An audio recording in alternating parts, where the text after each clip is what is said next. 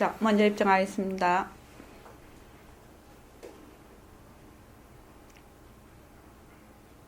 말하고 듣는 이 자리가 바로 당장의 마음입니다.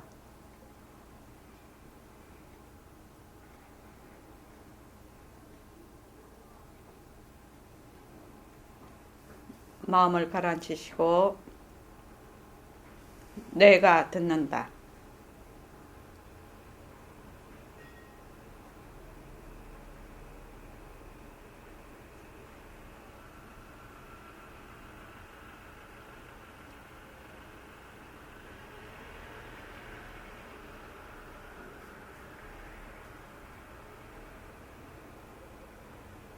손가락을 무릎에 얹으십시오.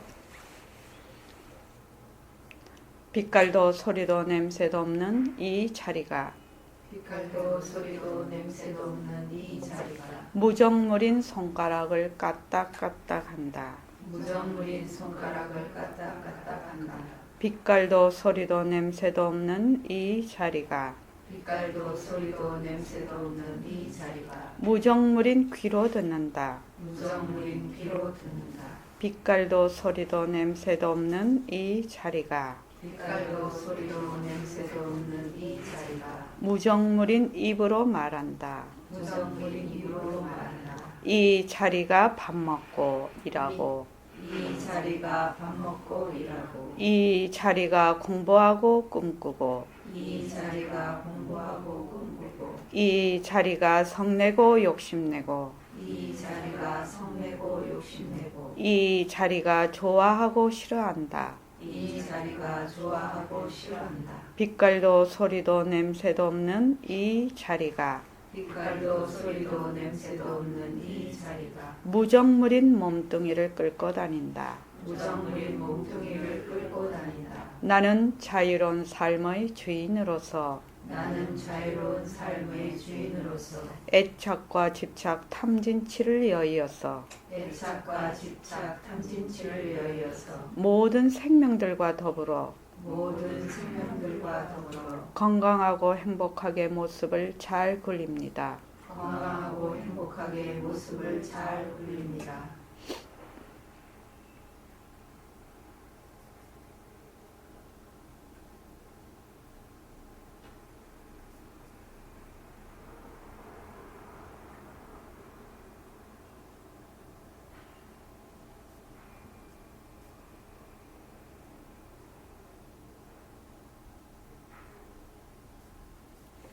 반갑습니다. 봄 기운이 완연합니다. 그죠? 자, 내일 이제 21일 정진 입지하네요. 참 한 달 한 달 빠릅니다. 벌써 올해도 벌써 세 번째 21일 정진을 맞이하게 됩니다.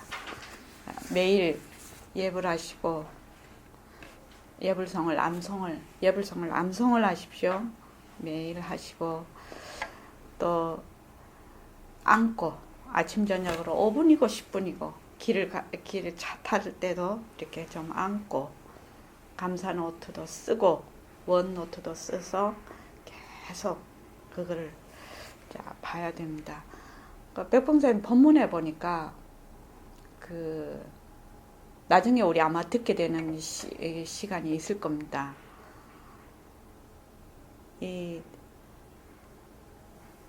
오늘 듣는 거 아닐 겁니다, 아마.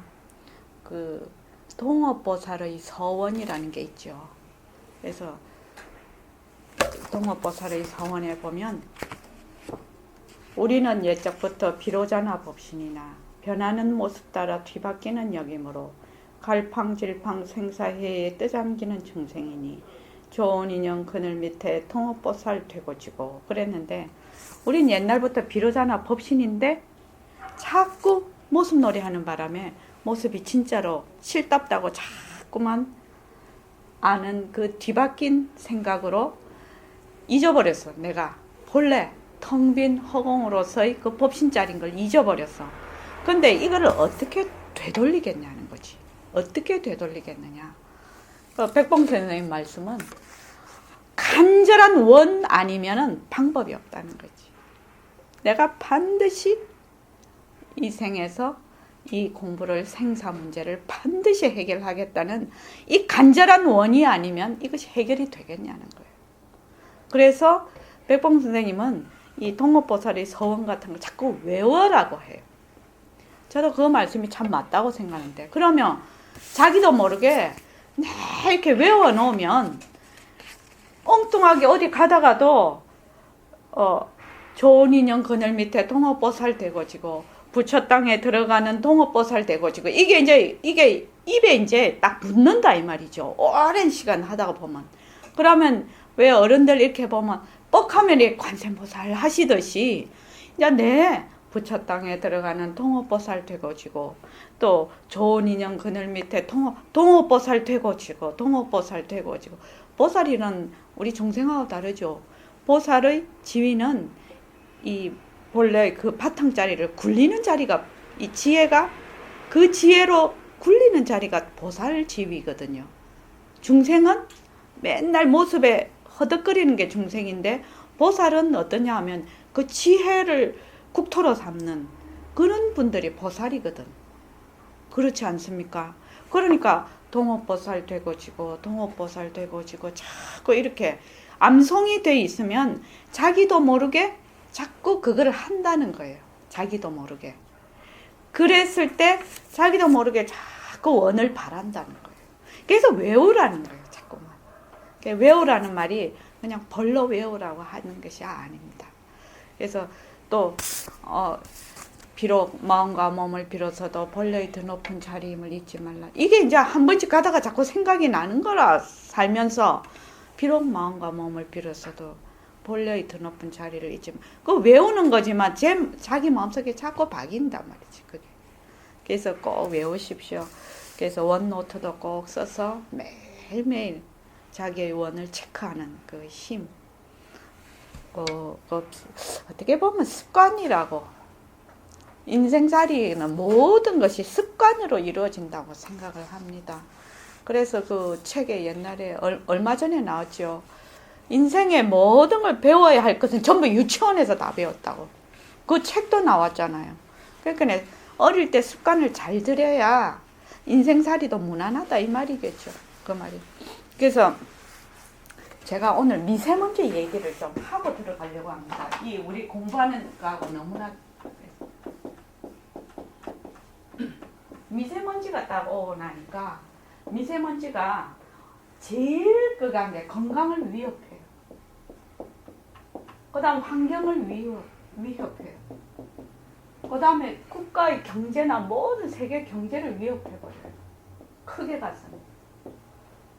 제일 먼저 건강을 위협한단 말이지.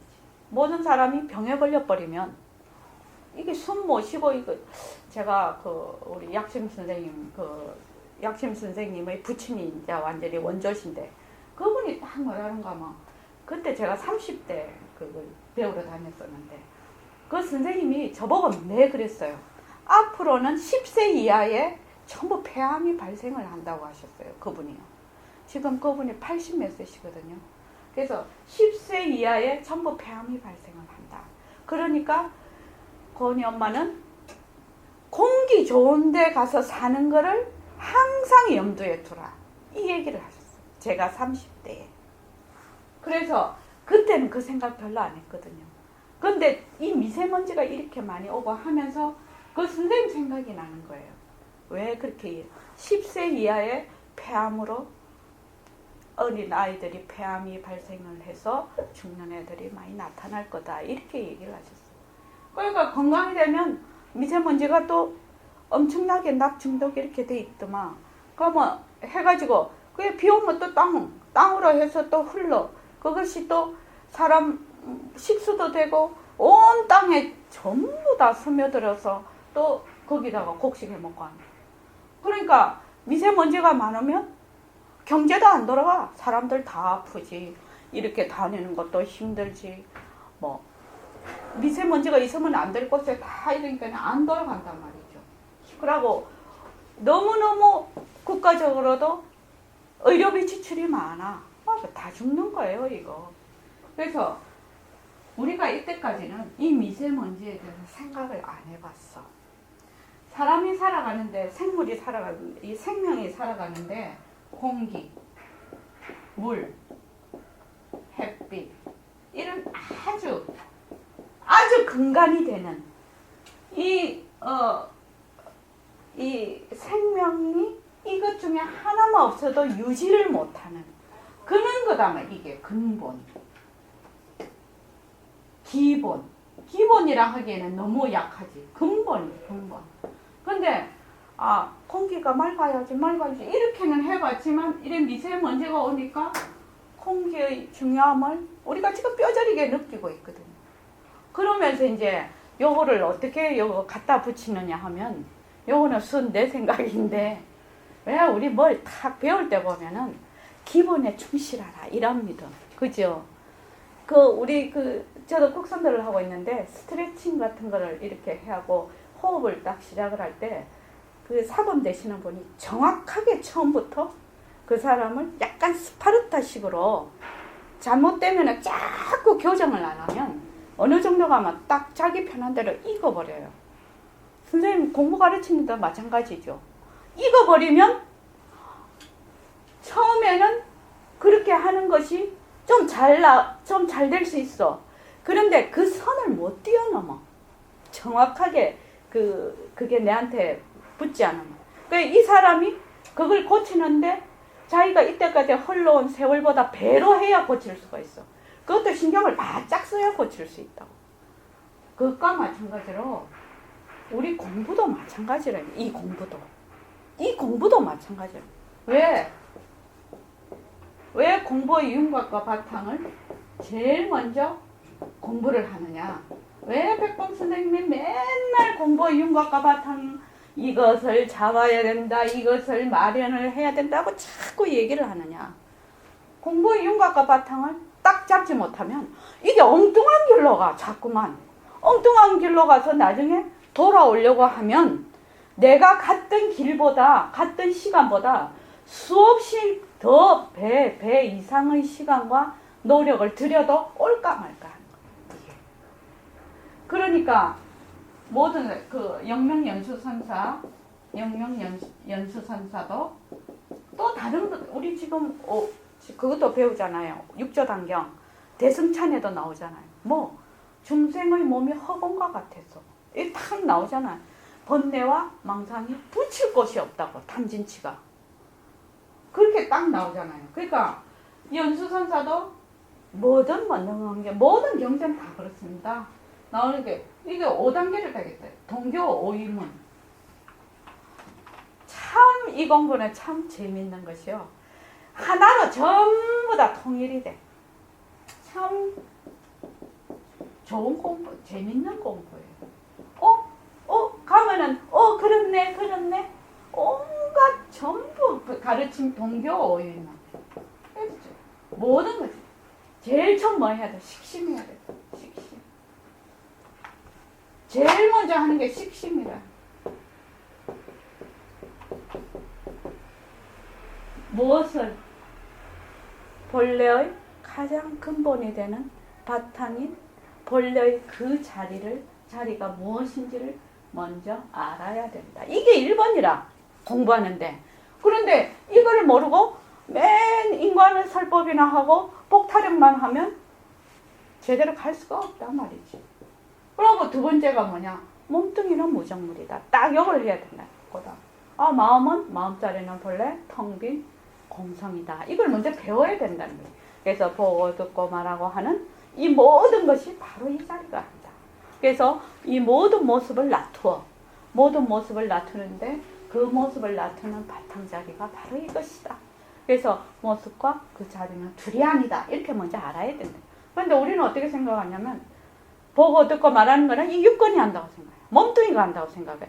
그렇게 공부를 지어가면 처음부터 배우면 엉뚱한 길로 가버리는 거예요. 그래서 두 번째는 몸뚱이가 무정물이다. 몸뚱이는 지가 뭐하는지 모른다. 다른 말로 하면 몸뚱이는 자체성이 없다. 자체 지혜가 없다. 이 말이거든. 몸뚱이 무정물이다. 그 조사, 엄청 대단하신 조사 말씀이시잖아요. 그래서 세 번째는 뭐야?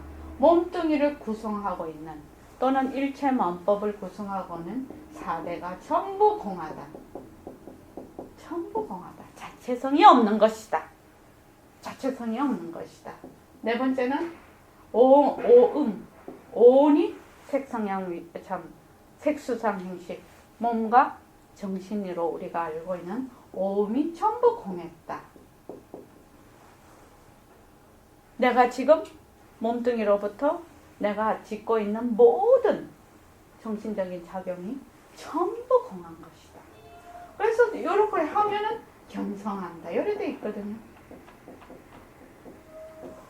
여기 딱 지금 백봉 선생님이 버림선언에서 가르치는 공부 방식이라요. 이게 참 재밌는 얘기 아닙니까? 그러니까 공부의 윤곽과 바탕을 먼저 알아야 돼. 윤곽과 바탕을 알아야 되는데 몸뚱이 무정분인 거 모르면 아무것도 안 돼. 그죠? 무엇이 나는 홍으로서의 나다라는 걸 먼저 알아야 된다는 거지. 그렇게 해서 몸뚱이 일체 모습이 전부 공했다. 네가 지금 몸과 마음이 전부 공했다. 그래서 텅 빈 공성이라는 걸 아는 거예요. 그래서 공리를 요달하는 거죠. 이게 공리에 요달해야 견성한다. 백봉 선생님 버전으로 하면 일체만법이 공성임을 허공성임을 요달하는 것이 곧 경성이다. 이렇게 되죠. 그렇게 딱 돼 있단 말이지 지금. 여기 좀 봐야 돼. 그래야지. 잊어버렸네 하다가. 그래서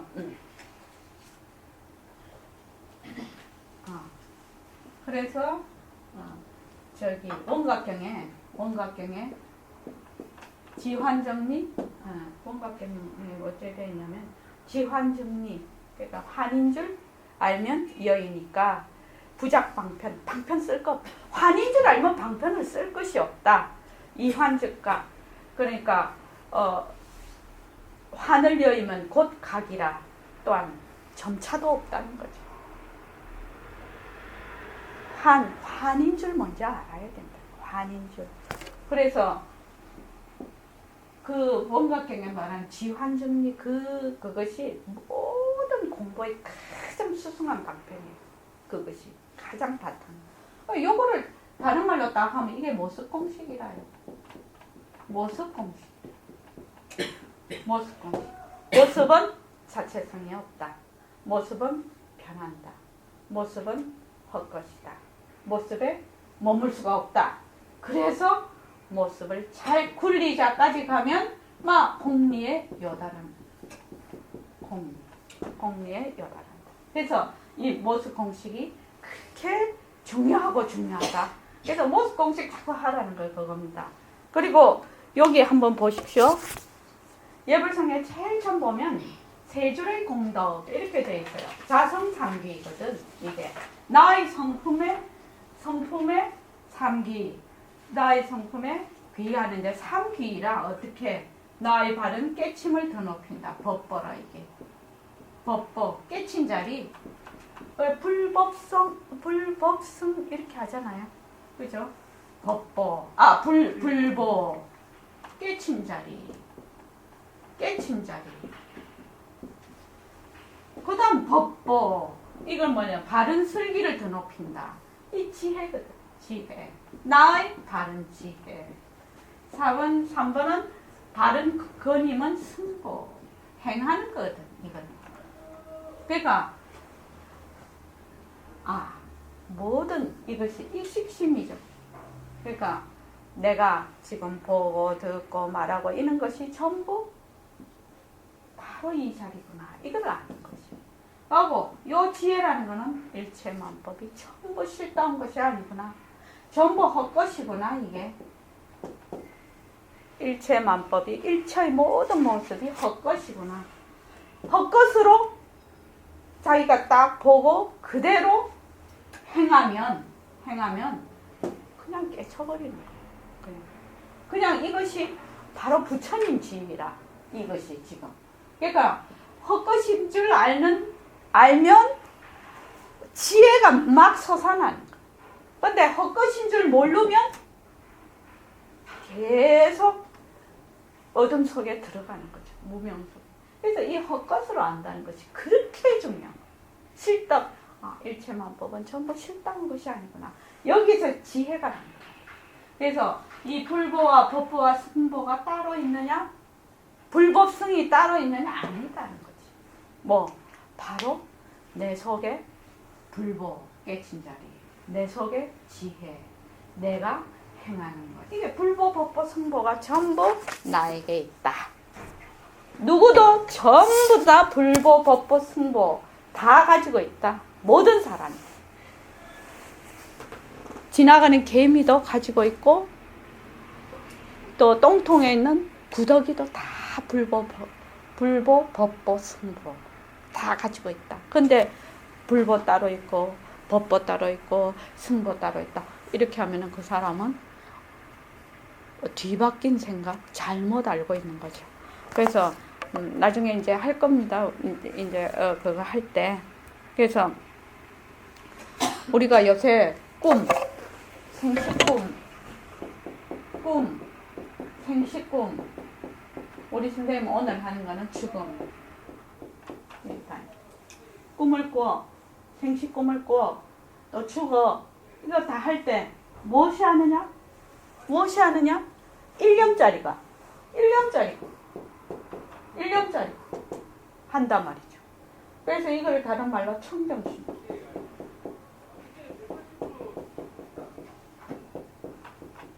청정 나오면 뭐라고 생각을 하라고 했죠?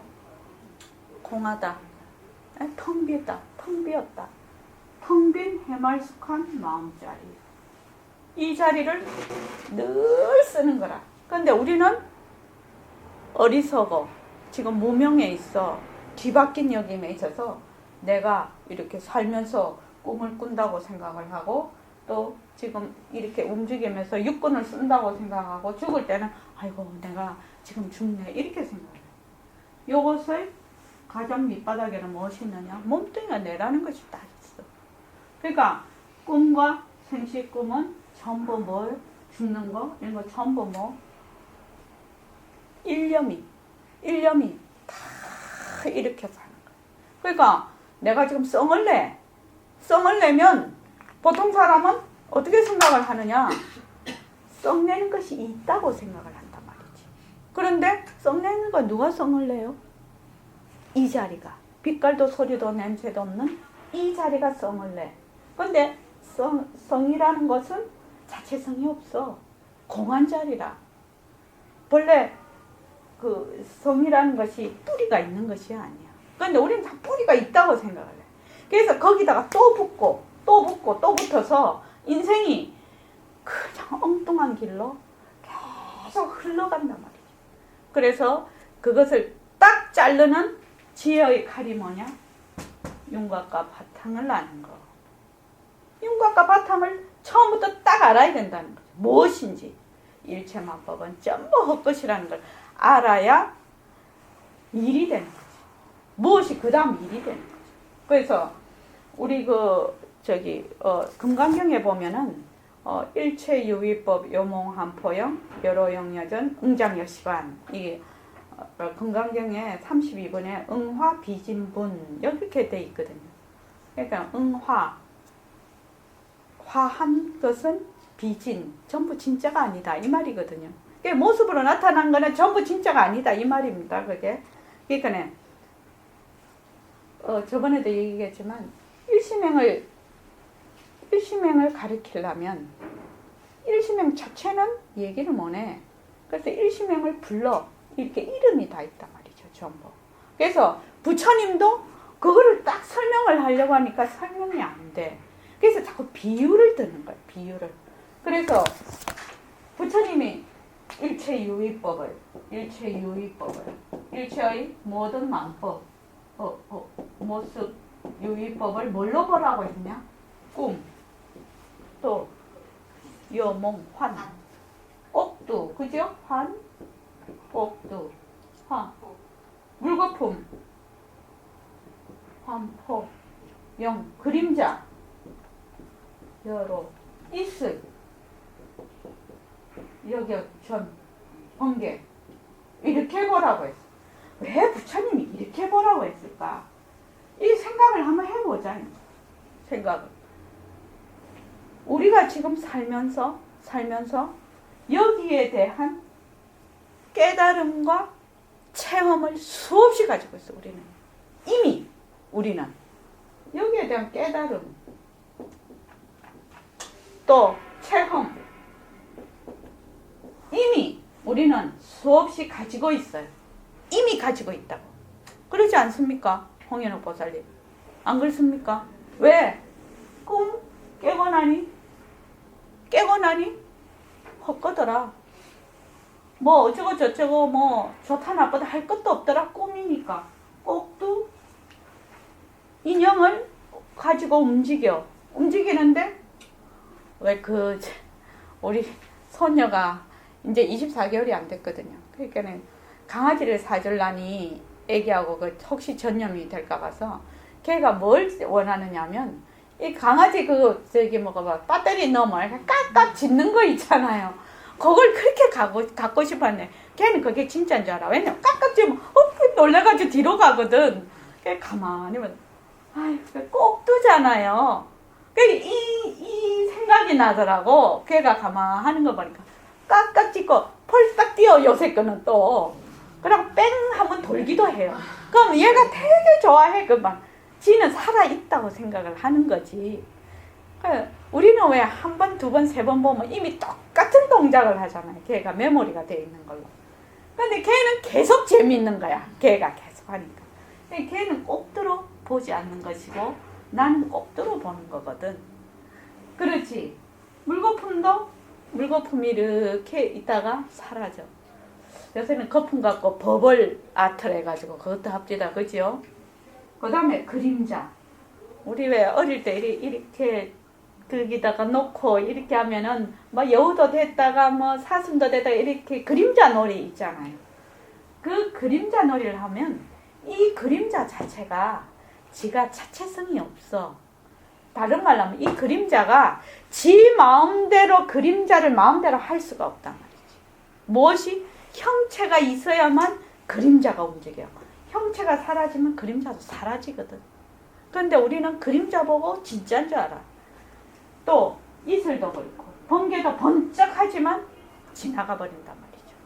그러니까 우리는 자신을 가져야 돼요. 왜 자신을 가져야 되냐? 우리는 수없이 많은 깨달음과 체험을 이미 하고 있어. 이미 하고 있다고 이미. 그런데 내 몸에만 오면 이게 안 돼. 내 몸에만 오면. 나 이러면은 안 돼. 나라는 것이 꿈과 같고 꼭두와 같고 물거품과 같다. 아무리 말해도 나라는 게 실제로는 없는 것인데도 불구하고 이게 엄청 불가사의한 일인 것 같아요. 이게 엄청 불가사의한 일인 것 같아요. 왜냐면 몸뚱이도 지나가면 죽기 때문에 꿈과 같고 꼭두와 같고 물거품과 같다는 걸 몸뚱이도 알거든. 사람들이 나이 들면 알거든. 그런데 몸뚱이 이꼬로 나가 딱 돼버리면 이게 엄청난 힘을 가져. 그래서 다른 거는 다 되는데 몸뚱이 이꼴 나에게는 이게 해당 사항이 없어.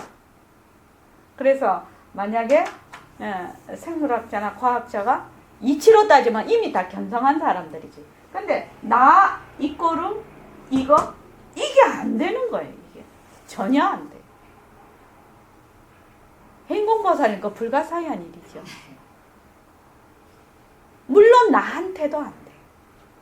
그래서 우리가 공부하는 거잖아요.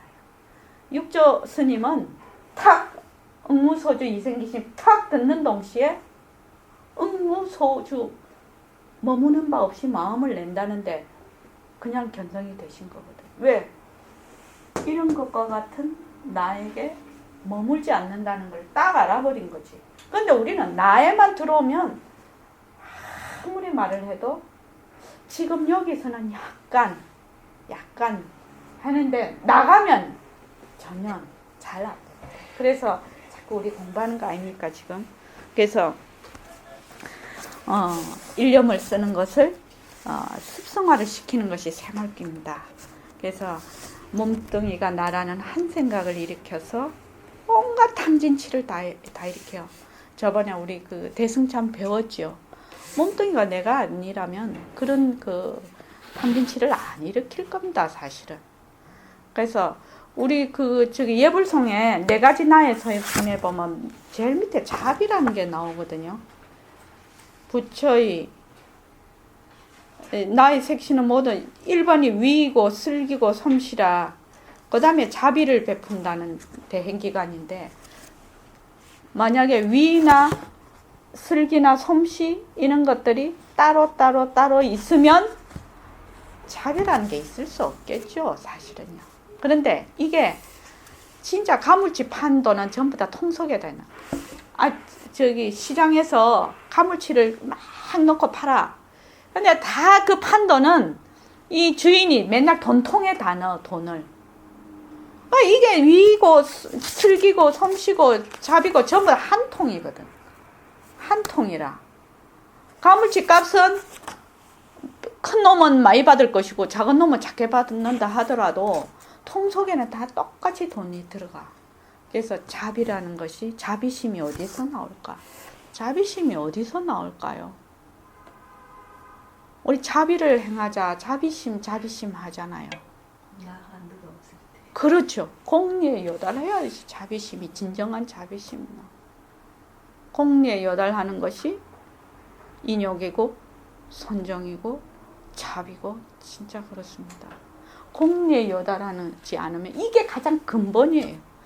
그 공리에 요달하는 그 바탕은 무엇이냐? 일체만법은 전부 허망한 것이라는 거, 헛것이라는 거, 모습공식이에요, 사실은. 그래서 모습공식 열심히 하자고 자꾸 얘기하는 겁니다. 김미 선생님은 유레카라고 하시대요. 유레카라는 것이 가장 기본이라는 그런 뜻이라면서요. 유레카가 가장 기본입니다. 그래서 그거를 모습공식 열심히 하십시오. 열심히 하시면 정말로 다른 거 안 해도 그 뜻을 알 수가 있어요. 그거 참 희한한 일이죠. 자, 90페이지요. 미세먼지 가지고 말이 많았네요. 참 맑은 공기가 얼마나 중요한가 알았다니까요. 양의 동서와 시의 고금을 통하여, 그러니까 동양과 서양 또 옛날과 지금을 통하여 자타가 공인하는 석학들도 그이가 다 자체성을 여유인 관념적인 믿음의 테두리를 못 벗어난 것이 사실인 모양이다. 자체성을 여인 관념적인 믿음이라는 것이 뭐냐면은 본래 그 절대성 자리, 내가, 누리와 내가 온 자리, 그 자리를 밝히지 않고 이 모습으로만 일으키는, 그걸 보고 그걸 바탕으로 해서 일으키는 그런 믿음이 관념적인 믿음이죠. 모양이다. 왜냐하면 철학은 반드시 절대성을 바탕으로 하는 누리의 본체와 상대성을 쓰미로 하는 인생의 원리를 밝혀내어야 할 것이요. 그러니까 절대성을, 근본이 발라야 돼. 근본이 만약에 바르지 않으면 절대성을 바탕으로 하는 누리의 본체와 상대성을 쓰미로 하는 인생의 원리를 밝혀내어야 된다. 근본이 틀어지면 그 뒤에 다 틀어져 버리는 것이죠. 문학은 반드시 이 철학을 바탕으로 하는 도덕과 윤리를 사회에 반영시켜야 할 것이요. 도덕과 윤리를 사회에 반영시켜, 제가 아까 자비심을 얘기를 했습니다. 그 자비심이 어디에 있어서 막 자비심을 내는 게 아니에요. 공리에 요달하는 것이 진짜 자비심이고, 또 공리에 요달하는 것이 진짜 사상과 감정, 모든 생활 영역에 다 두루두루 다 하는 것이 공리에 요달하는 겁니다. 사실은요. 할 것이요. 예술은 반드시 이 문학을 바탕으로 하는 사상과 감정을 생활 영역에 보여야 할 것이다. 이에 따라 종교도 내 자신이 누리의 주인공으로서인 절대의 존재임을 깨쳐할 때 비로소 올바른 종교가 세워지는 것이니, 제가 이 부분을 읽으면서 참 백봉 선생님한테 진짜 감사했습니다. 제가 보림 선언을 안 왔으면 이렇게 쉽게 또 귀에 못이 박히도록 얘기를 못 들었을 거라요. 안 그렇습니까? 다른 데 가서도 또 그러시겠죠. 그런데 백봉 선생님은 입만 열면 절대성삼대성절대 허공으로 써있나. 백혈고 적혈고 백혈고 적혈고 몸뚱이는 자체 지혜가 없다. 모순놀이 하지 마라. 모순놀이 하지 마라고 너무너무 그러셨어요. 그래서 제대로 잘 알지는 못하지만 이게 말씀이 귀에 박힌 거라. 이제 머리에 나는 몸뚱이가 내가 아니구나. 몸뚱이가 내가 아니구나. 나는 이 텅 빈 누리의 주인공이구나. 이 몸뚱이는 그대로 공성이구나. 진짜 실체가 있는 줄 알았는데 아니구나. 이것이 머리에 배겨 있는 거예요. 이것이 내가 알든 모르든 상관없이 배겨버린 거예요. 이제 여러분들께서도 이게 머리에 배겨버려야 되는 거라. 청암보살님, 머리에 배겨도 경계만 보면 휩쓸려 가. 하도 우리가 거꾸로 많이 있었거든. 그러니까 이거를 고치려면 상당히 오랜 시간 걸려요. 근데 그냥 이렇게 가는 거는 오랜 시간이 걸리지만 우리는 어떻게 해요? 한 생각만 탁 돌려버리면 딱 온단 말이죠. 제자리로. 그러니 이 공부가 얼마나 위대한 공부냐 이겁니다. 왜냐하면 만약 내가 없다면 서로 불보살과 성신이 있다기로서니 어떻게 그 존재를 인식하며, 여기서 내라는 것은 몸뚱이로서의 내가 아닙니다. 허공으로서의 내입니다. 천당과 지옥에 있다 손치더라도 어떻게 그 의의를 인정하겠는가. 때문에 나의 존재 가치부터 설정하고 들어가야 할 문제임을 아울러 덧붙여둔다. 참 중요한 문제입니다. 내가 몸뚱이가 내다. 이렇게 해서 뭘 시작을 해. 그러면 몸뚱이가 내니까 이미 설정 자체가 틀려져 버려. 나는 어떤 존재인가? 나는 어떤 존재 가치를 가지고 있는가? 이거부터 바로 설정을 해야 된다. 가장 중요한 부분이에요. 나는 나의 존재 가치부터 설정하고, 나는 모든 일체만법을 놔두는 텅 빈 법신자리다. 그런 나는 대단한 존재인 거라. 나는 허공의 주인공이다. 누리의 주인공이다. 나는 부처이다. 변하고 헛것인 몸뚱이가 내가 아니라 모든 일체만법을 일으키는 그 바탕자리다. 이것이 먼저 가치가 설정이 안 되면 다 거꾸로 가버리죠. 그래서 참 중요하신 말씀입니다. 나의 존재 가치부터 바르게 설정하고 들어가야 된다 이 말입니다. 그러나 대개의 성현과 석학들은 맞서가면서 변하는 사회상만을 휘어잡고, 맞서간다는 건 상대적이라는 얘기입니다. 그러니까 밝음과 어둠, 크다 작다, 선이다 악이다, 부처다 중생이다, 이런 모든 것들을, 그걸 상대적인 것을 기본으로 해서 변하는 사회상만을 휘어잡고 그때에 알맞은 듯한 도덕과 윤리를 수단으로 하는 진선미를 추구하였을 뿐이라고 밖에 생각할 수 없다. 상대적인 변하는 것을, 사회상을 휘어잡으면, 그것을 걷어잡으면 어떻게 맨날 진선미가 바뀌어. 그렇지 않습니까? 맨날 옳고 그른 것이 그 시대와 곳에 따라 맨날 바뀌어버린 거예요. 왜? 변하고 헛것인 경계에다가 계속 그걸 두기 때문에. 그래서 무슨 뜻이냐. 그 혓바닥에서 침도 마르기 전에 물상이 변하면서 가니 심상이 변하면서 따르고, 심상이 변하면서 따르니 행상이 변하면서 옮기고, 행상이 변하면서 옮기니 도덕과 윤리는 물론이요 이에 따른 진선미의 이념인들 변하지 않겠는가. 이해되시죠? 혓바닥에 침도 마르기 전에 다 변한다는 거지. 왜냐하면 도덕과 윤리뿐 아니라 이에 따른 진선미의 이념이 절대성 자리에 뿌리를 내리지 못하고 상대적인 갈등 속에 뿌리가 엉키었기 때문이다.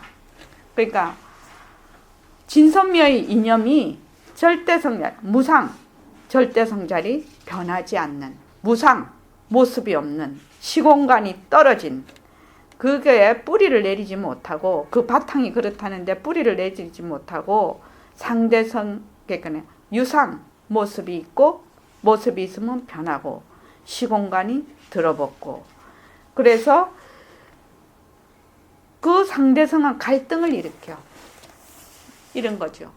만약에 내가 지금 몸이 있으니까 뜨거운 물에다 손을 넣으면 손이 데여버려요. 그러지 않습니까? 그렇지. 근데 또 내가 좋다는 거 저 사람이 싫다고 할 수도 있어요.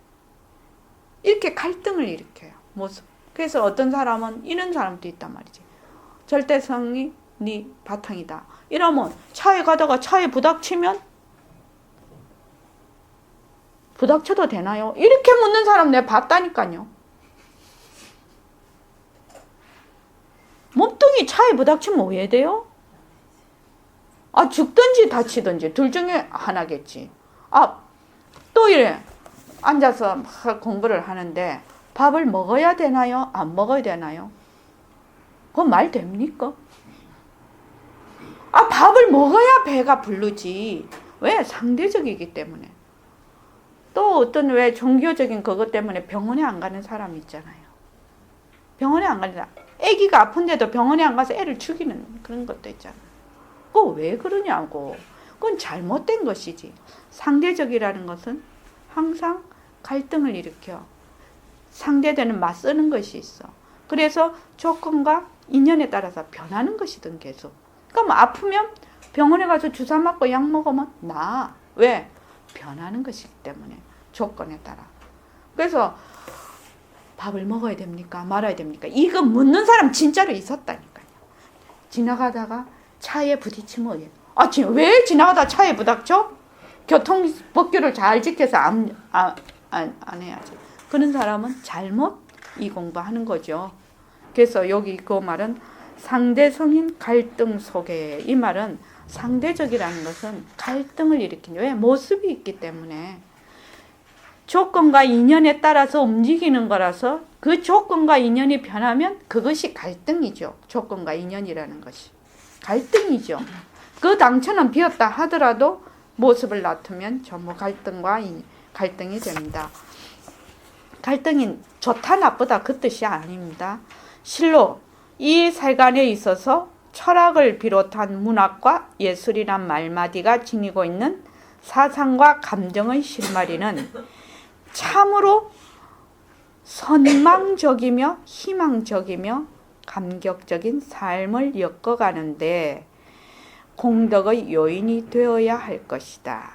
그러니까 세간에서 철학과 문학과 예술이라는 그 사상과 감정의 그 실마리는 여기에 선망이라는 것이 뭘 되게 선망한다 할 때 부러워한다, 뭘 부러워하는 걸 선망이라고 하죠. 선망적이고 이걸 하면 참 더 희망적이고 감격적인 삶을 엮어가는데 그것이 중요한 요인이 되어야 된단 말이죠. 이러할진대 정법인 절대성을 바탕으로 하여서 무정법인 상대성을 가로 세로 굴리고 굴려지는 데서만이 바야흐로 철학은 뿌리를 내리며 문학은 우미 돋치면서 둥치와 가지를 이룰 것이요 예술은 꽃을 피우되 삼세의 기미를 담은 씨앗을 고스란히 거두어 들이게 마련이니 종교 또한 이 테두리를 어찌 벗어나겠는가. 그러니까 여기서 정법이라는 것은 모습이 없어서 변함이 없다 이 말입니다. 그리고 여기서 또 무정법이라는 것은 모습이 있어서 변하는 이 말입니다. 그래서 정법인 절대성을 바탕으로 하여서 무정법인 상대성을 가로 세로 굴려 참 요거 좀 재미있는 얘기인데, 저도 여기 저번에도 한번 말씀드렸습니다. 왜 사람이 이렇게 나고 죽고 이러지? 왜 이렇게 나고 죽고 하지? 왜 죽을 거 빤히 알면서 나지? 괴로울 거 빤히 알면서 살지? 이런 굉장히 그게 있었단 말이죠. 그 의문이 있었단 말이지. 근데 여기 와서 딱 보니까 무엇이 내가 잘못됐느냐? 나는 무정법인 상대성, 몸뚱이를 바탕으로 해서 늘 생각을 하는 거라. 거기서 뛰쳐날 수가 없으니까. 그죠? 몸뚱이가 내다 해가지고 자꾸 생각을 엮어가. 그래서 이 몸뚱이가 인연과 조건에 따라서 낮춘 그 바탕은 그 말하자면 정법인 절대성 자리다. 이게 생각이 안 되는 거야. 그러니까 계속 내가 그 괴로움을 당하고 있고 계속 의문이 나는 거죠. 근데 여기 지금 오시는 분들은 몸뚱이가 내라 하는 그 바탕에서 어떻게 몸뚱이를 낮춘 이 절대성 자리, 본래의 텅 빈 그 공성 자리가 내다에서 시작을 하면 막 이해가 되는 거라. 인연과 조건에 따라서 나고 죽고 해. 그렇지만 그것이 다 허망한 것인 줄 아니까 문제가 싹 해결이 돼버리네. 그런데 그것을 혼자서는 뚫고 갈 수가 없는 거예요. 이 보림선언에 오기 전에는 왜 이런가 해서 아무리 생각을 해봐도 도저히 그것이 나라는 것이 몸뚱이가 내가 아니다라는 거 생각이 안 나. 절대성 자리가 있다는 것을 듣도 보도 못했으니까. 그러니까 문제가 해결이 안 돼서 그 다음에 생각한 게 방법으로 뭘 생각을 하게 됐느냐. 방법을 한 가지는 생각했어요. 선생님께 오기 전에. 이게 왜 나는 이렇게 이 생각을 자꾸 하지? 이 생각 안 해도 잘 먹고 사는데 왜 이 생각을 자꾸 하게 되지? 그렇다. 이 생각이 저절로 일어난 거 아니냐. 그러니까 저절로 일어났으니까 여기에 대한 답을 내가 하지 말자.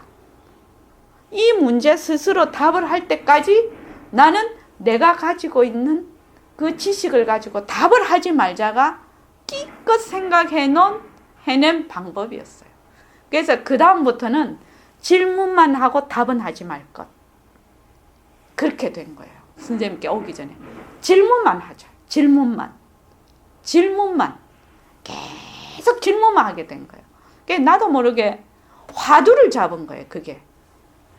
화두가 질문만 하는 거 아닙니까? 답하는 게 아니거든요. 그래서 와서 보니 그게 화두였어요. 계속 질문만 하는 거지. 왜 그럴까? 이렇게. 왜 그럴까? 내가 뭐지? 내가 누구지? 왜 사람은 이렇게 죽을 줄 알면서 계속 나지? 빨간 장미가 무슨 색깔이지? 이렇게 계속 질문만 하는 거예요. 이 세상이 정말 있니? 이렇게 질문만 계속 하는 거예요. 그래서 답을 내가 가지고 있는 지식으로 답을 하지 않는다는 곳까지는 갔어. 스스로.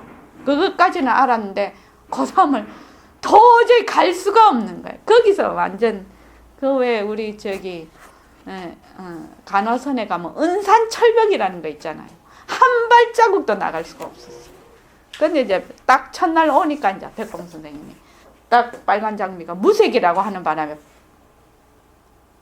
딱 이해가 됐지. 왜냐면 워낙 질문을 하고 있었기 때문에. 워낙 괴로웠기 때문에 그 질문으로 인해서. 그래서 정법인 절대성을 바탕으로 하여서 무정법인 상대성을 가로 세로 굴려진다. 이거 진짜 엄청나고 고마운 말씀이에요. 이거를 알려고 얼마나 수십 년 평생을 사람들이 참 앉아서 괴로움을 당하면서 공부를 하고 있습니까? 이거 알려고요. 그래서 어디겠나? 이유로서인 정법인 절대성을 바탕으로 함이 아니고 만약 무정법인 상대성만이 모두인 양 이에 주저앉은 채로 철학과 문학과 예술을 논하고 또한 종교를 논해봤던 이것은 한갓 꿈속에서 꿈을 꾸미지 본래로부터의 싱그러운 철학의 소식은 접하지 못하는 것이며 본래로부터의 뚜렷한 문학의 소리는 듣지 못하는 것이며 본래로부터의 미묘한 예술의 냄새는 맛보지 못하는 것이니 또한 본래로부터의 절대인 종교의 의의는 깨치지 못하게 되는 것이므로 청산 속에 지저귀는 새 소리를 어찌 나의 소리로 알겠는가. 나의 소리인 줄을 모르니 삶을 엮어가는데 공덕의 요인도 될 수가 없는 것이다. 청산 속에 지저귀는 새 소리를 나의 소리인 줄 어찌 알겠는가. 그렇죠. 내 몸뚱이가 내가 있고 새가 따로 있어. 그 딱 상대를 놓고 보는데 저 새 소리가 바로 듣는 놈이 들리는 놈이라는 걸 왜 알겠노 이 말이죠. 너와 내가 딱 구별이 돼 있으니. 그렇죠? 너와 나는 내 몸뚱이가 내고 새는 니다. 근데 우리가 여기서 공부를 하면 내 몸뚱이도 공한 것이고 새도 공한 것이야. 이 몸뚱이가 자체성이 없거든. 새 몸도 자체성이 없어. 그래서 듣는 놈이 들리는 놈이라. 생시꿈을 꿔보면 꿈속에서 알아.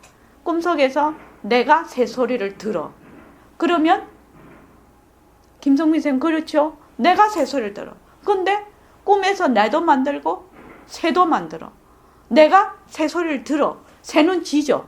근데 무엇이 다 하는 일이고 이게 일념이 하는 일이라. 근데 딱 꿈을 깨면 나와 너 딱 구별이 되는 순간 내라고 하는 순간 몰라. 일념이 어디로 도망가 버려. 본래 그 절대성 자리가 도망을 가버려. 하고 있는데도 몰라. 그래서 그 부처가 무엇입니까? 아, 네 눈앞에 있잖아. 이러면 내 눈앞에 왜 있습니까? 네 맨날 쓰는 거다. 네 맨날 쓰는 거다. 못 알아듣는 거지. 왜? 둘로 딱 보거든. 나라고 일으키는 순간 일체만법이 벌어져. 나라고 한 생각이 일으키는 순간 그 생각이 일으키는 것이 일념인데도 불구하고 그 나라는 그 생각 속에 쏙 들어가 버리니까 나라는 생각 속에 쏙 들어가 버리니까 일념의 그 본래의 그 바탕인 그거를 잊어버리는 거예요. 이해되시죠? 자성불 보살님 어떻습니까? 이치는 그렇죠. 이치가 그렇지 않습니까? 나라고 한 생각 일으키는 순간 잊어버려. 무엇을? 일념이 이 모든 것을 일으킨다는 이거를 잊어버린단 말이죠. 일념이 하고 있어 지금. 그 일념이 나도 놔두고 너도 놔두고 새 소리도 만들고 내가 듣기도 해. 그런데 나라고 하는 순간 이것이 다 상대가 되어버려. 그걸 뭐라고 하나? 분열이 된다고 하나? 그걸 뭐라고 하지? 이렇게 단어가 생각이 안 나. 이게 있거나 너와 나 이렇게 되는 걸 뭐라고 하지? 분별. 분별. 맨날 쓰는 말인데도 이런다. 분별이 딱. 그래서 분별망상하지 말라는 게 그 말이거든. 분별하는 동시에 만법이 벌어져. 그러면 본래 손가락이 딱 바깥으로 향해버려. 나 하는 순간. 일로 뭐다. 참 중요한 말이에요. 이 말은. 자, 그 다음에 나의 소리인 줄 물은 낮은 대로 흐르는 것이 정법이야. 정법이나 흐르는 그 모습은 무정법이니 곳에 맡겨 흐르는 멋진 공덕이다. 물이 높은 데서 낮은 데로 흘러. 이것이 본래의 그 법이라 진리라. 그런데 어떻게 흐르느냐? 세모난 돌이 있으면 세모로 돌아가. 또 네모난 돌이 있으면 네모로 가. 또 좁은 데는 가면은 물이 강하게 흘러. 넓은 데로 가면 느리게 흘러. 이렇게 그 인연과 조건에 따라서 전부 그곳에 맞게 흐르는 이렇게도 흐르고 저렇게도 흐르고 그렇게 된단 말이죠. 새는 허공을 나르는 것이 정법이나 나르는 그 모습은 무정법이니 뜻에 맡겨 나르는 멋진 공덕이다. 마찬가지죠. 이와 같이 정치는 도리를 세움이 정법이나 그 법도를 가꾸는 데의 수단은 무정법이니 시대를 따르는 정치 공익이라 바로 멋진 공덕이다. 사회는 윤리를 세움이 정법이나 그 규범을 가꾸는 데의 방편은 무정법이니 인심을 따르는 사회 공익이라 바로 멋진 공덕이다. 예, 그냥 아시겠죠? 이러이 정법인 평등 선상에서 무정법인 차별 현상이 천변만화로 굴려진다는 그 사실 앞에 참된 철학과 참된 문학과 참된 예술과 참된 종교는 수단이 될 수 있고 방편이 될 수 있다면, 그러니까 정법인 그 절대성 자리에서 무정법인 그 상대성 차별 현상이 인연과 조건에서 나타나는 그 상대성 그 사실 그것이 근본이 되어야만 거기에 바로 철학과 문학과 예술이 다 종교가 다 참된 수단이 되지. 안 그러면은 변하고 헛것인 상대성에다가 그 뿌리를 두면 그 뿌리에 그 변하고 헛것인 것의 경계에 따라서 계속 변한다는 거예요. 이해되시잖아요. 이 천변만화는 삶을 엮으며 가는데 공덕의 요인으로서인 천변만화이니 어찌 멋진 공덕이 아니며 복된 자리가 아니냐. 그러니까 절대성 자리가 상대성을 굴리는 거죠. 그래서 상대성 우리가 모습을 잘 굴리자.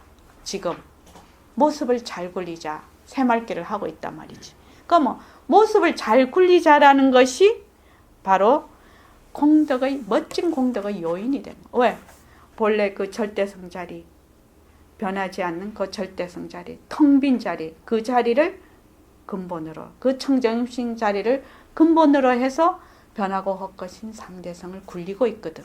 그래서 지금 여기 청암보살님, 김성미 선생님, 그 홍현옥 보살님, 나, 등강보살님, 연단보살님은 왜 남자로 그래 태어나셨습니까? 나는 여잔데. 남자가 좋고 여자가 나쁘다. 그거 아니죠. 인연과 조건에 따라서 이렇게 놔두는 거예요. 이것이 멋진 공덕이라. 또 여기 계시는 분들도 얼굴이 다 다르네. 요새 성형을 많이 하는데 이것도 무엇이냐? 어떤 그 변하는 상대성의 그걸 기본으로 해서 얼굴을 고쳐. 얼굴을 고치는 것이 나쁘다 좋다 이 말이 아니에요. 그러면 50년 뒤에는 그 얼굴이 그대로 예쁜 얼굴로 남아 있을까요? 안 남아 있어요. 왜? 인식이 바뀌거든. 인식이 바뀐단 말이죠. 그러면 그때 가면 쌍꺼풀 안 하는 것이 더 미인일지 몰라. 사실은. 그지요? 그러니까 지금 좋다 나쁘다가 아니고 이 상대성은 사람들이 좋다 나쁘다 자꾸만 결정을 해. 그래서 좋다는 데다가 쑥 몰려가. 근데 좋다 나쁘다가 아니고 그거는 인연과 조건에 따라서 나투는 하나의 그 멋진 그 공덕이다 이 말입니다. 그래서 연담보살님이 남자로 나투시고 등광보살님이 여자로 나투어서 지금 잘 계시는 것이 멋진 공덕이라요. 좋다 나쁘다. 그래서 이거를 우리가 이치를 알면 알아. 내가 사람을 관계하는 데도 그렇고 일하는 데도 그렇고 자녀를 기르는 데도 그렇고 지금 우리 공부를 하는 데도 그래요. 우리는 딱 보면 있다 없다 좋다 나쁘다가 보는 순간에 듣는 순간에 견문각지하는 순간에 좋다 나쁘다가 딱 갈라져 버려. 왜? 내 네이버에 축적되어 있는 지식이 쫙 나와버려. 보는 순간에, 듣는 순간에. 정열보살님 그렇죠. 보는 순간에, 듣는 순간에 내가 가지고 있는 그 자료가 쫙 나와. 그냥 숨 쉴려가도 없어. 싹 나와버려. 그런데 우리 이 공부를 하는 사람은 자료가 탁 나오면 이 자료가 변하고 헛것이구나. 이렇게 딱 순간적으로 붙잡아. 그거를. 그런데 공부를 안 하면 이 자료가 진짜인 줄 알아. 자기가 갖고 있는 자료. 자기가 갖고 있는 자료는 자기가 어디서 봤든지 체험을 했든지 어디서 들었든지 사회적인 일반적으로 가지고 있는 그 관습, 이는 공통된 지식, 이런 것들이 진짜라고 딱 써요. 좋다, 옳다, 진짜 이렇게 탁탁 이렇게 말하자면 고정이 돼버려요. 그렇기 때문에 쫙 자료가 나오면 순간적으로 어떻게 해야 되느냐? 좋다?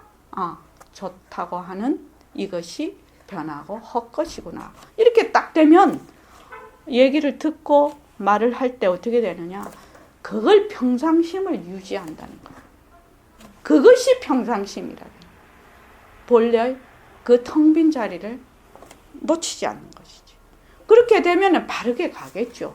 그런데 지 자료를 가지고, 그럼 나는 내 자료가 있어. 청안보살이면 청안보살님 자료가 있어. 홍영록 보살님은 홍영록 보살님. 이 세 가지 자료가 같을 수가 있는가? 자기 업력이 다 다르고 지혜가 다른데. 그러면 전부 다 자기 것이 옳다고 하면 싸움 나죠. 그렇죠. 그래서 갈등을 더 부추기는 거죠. 그래서 대개의 사람들은 이 본래의 공덕인 복된 자리를 그대로 거두어 들이지 못한다. 복된 자리라는 게 절대성 자리죠.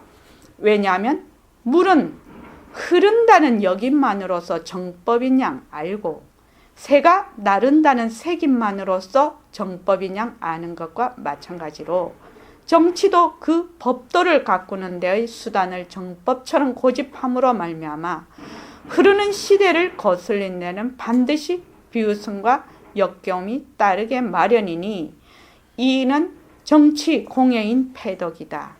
패덕이라는 것은 사람으로서 마땅히 지키거나 행하여야 될 올바른 도리나 그 의리, 도덕 이런 것을 말하자면은 이게 덕인데 그 반대가 패덕이죠. 이게 그거를 그르치는 것이 패덕입니다. 그러니까 금방 말씀드렸습니다. 시대가 달라지면 물이 높은 곳에서 본래 정치는 인으로서 다스려야 돼. 본래의 바른 도리로서 다스려야 돼. 그런데 인연과 조건에 따라서 시대가 달라져. 그럼 그 인이 기본적인 인은 바탕으로 하되 그것을 굴리는 수단과 방편은 달라져야 된다는 거죠. 이 새말기도 그래서 그런 겁니다. 자, 부처님 계실 때는 가나선이 없었어. 그런데 그 뒤에 한 1000년 내려오면서 사회상이 바뀌어버렸거든. 그리고 또 부처님처럼 그렇게 막강한 힘을 가진 스승이 아니야. 그러니까 어떻게 돼? 방편을 바꾸었어. 그래서 이것이 한 1000년을 내려와. 그런데 지금 사회가 너무너무 바뀌었단 말이지. 우리같이 돈 벌어먹고 애들 키워야 되고 의사 선생님은 수술도 해야 되고 프로게이머는 눈 돌아갈 정도로 빠른 속도로 일을 해야 돼. 그렇죠. 운동선수도 하다가 딴 생각하면 안 되죠. 공 찰 때 열심히 공만 차야 되잖아요.